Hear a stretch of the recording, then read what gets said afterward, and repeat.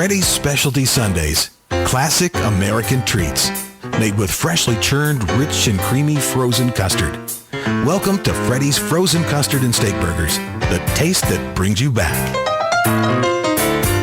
Broadcasting from the Paddock Mall Studios, this is WOCA, Ocala, Gainesville, The Villages, 1370 AM, 96.3 FM, The Source. All right, thank you. 22 minutes after 8 o'clock. Robert Steen is on the phone right now. He's a certified financial planner and the USAA Director of Retirement and Complex Financial Planning Advice. So if you are looking to make your money work for you because you worked for it, let's pay attention right now. June is National Annuity Awareness Month. Good morning, Robert Steen. It's nice to have you on the show. Thanks, Larry. Good to be here. Where are you? Where are you calling from? I'm calling from San Antonio, Texas. All right. Well, thank you for getting up early. So we have a diverse kind of an audience because we have the university in our listening audience and we have a lot of retirees. Does the advice differ from one demographic to the other? Well, just a little bit. I think when you're younger, you have a lot of opportunity to take advantage of time, and it's on your side. And when we're a little bit older and a little bit grayer, then time is critical. So we have less of that to work with. So yeah, the advice is just a little bit different. And is annuity, is that like the best thing to invest in? I've heard it, but I don't really understand it. Sure. Well, an annuity, first of all, we don't really consider that to be an investment. An annuity is an insurance product that's been around a long time, and it's really designed to provide some type of guaranteed income over some time period. So an example, the most common type of annuity is an immediate annuity, which provides an income stream for either a definite period or over one's lifetime or a joint lifetime. And so it's much like Social Security in that sense because it provides a guaranteed income that you can't outlive. Okay, and as far as retirement planning goes, let me pick an age out of my hat. 55 years old. Is it too late to start? No, not at all. And the age 55 is really kind of the peak earning years. And that's actually, I kind of laughed, Larry, because that's an age where I think it starts dawning on a lot of us that it's time to get busy. Yeah, right. About planning for retirement.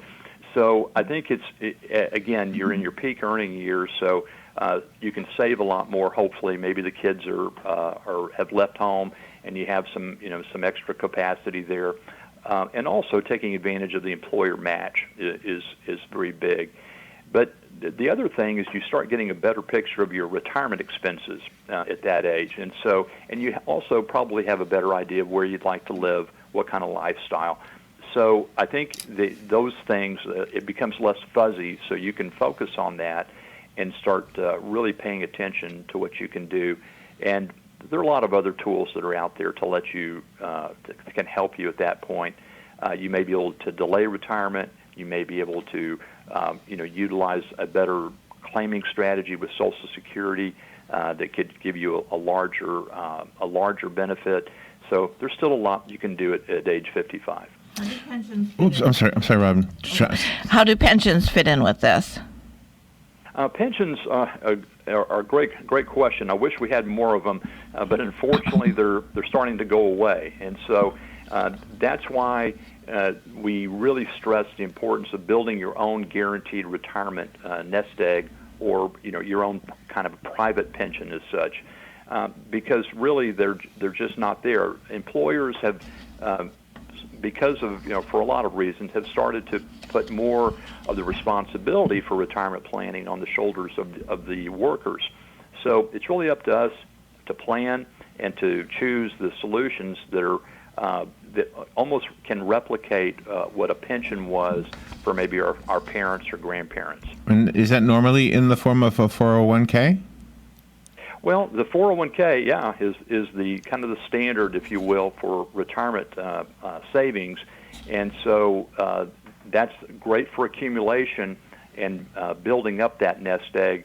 But then, as you start getting closer to retirement, I think it requires a little bit of a mind shift in terms of thinking about how am I going to turn this into income now. Nobody wants to be in retirement without a paycheck, and so thinking in terms, how do I turn that 401k accumulation into a retirement paycheck is critical. And when people get their first job, what percentage of their net pay should they be putting away in savings, and then when should they take that bulk and invest in annuities?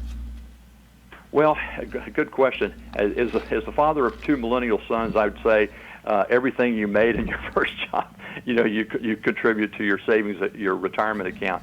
But realistically, we like to say 10 to 15% is a good starting point, if possible, for younger folks. And of course, a lot's going to depend on what your goals are, what your time horizon is, if you had anything to start with to begin with. But looking at an annuity, mostly that's as you get into your middle age, 50s, then looking to have some guarantees in place. A deferred annuity can be something to look at that point.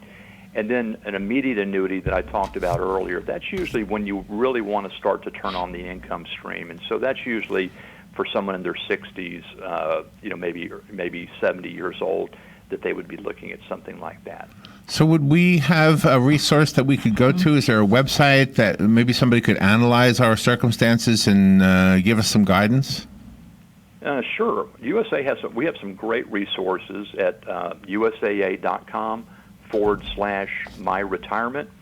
And then also you can always call in for a complete retirement review at 1-800-531-3392.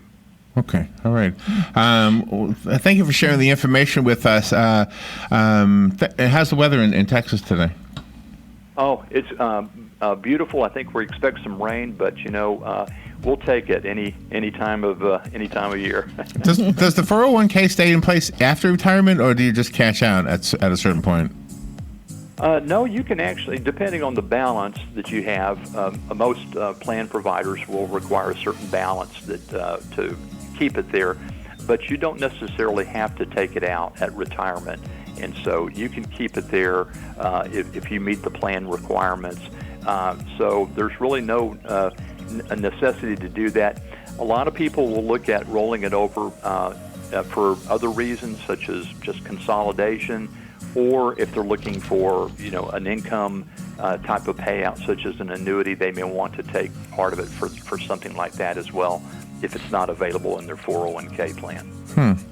Robert, thank you for taking time to talk to us about this. I know it's a subject that we all need to know, but it's kind of like a car. You go to the guy who knows what he's talking about, and it's a big help for all of us.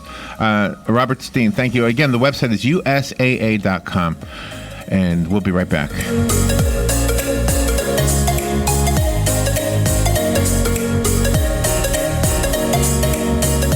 Broadcasting from the Paddock Mall Studios, this is WOCA, Ocala, Gainesville, The Villages, 1370 AM, 96.3 FM, The Source.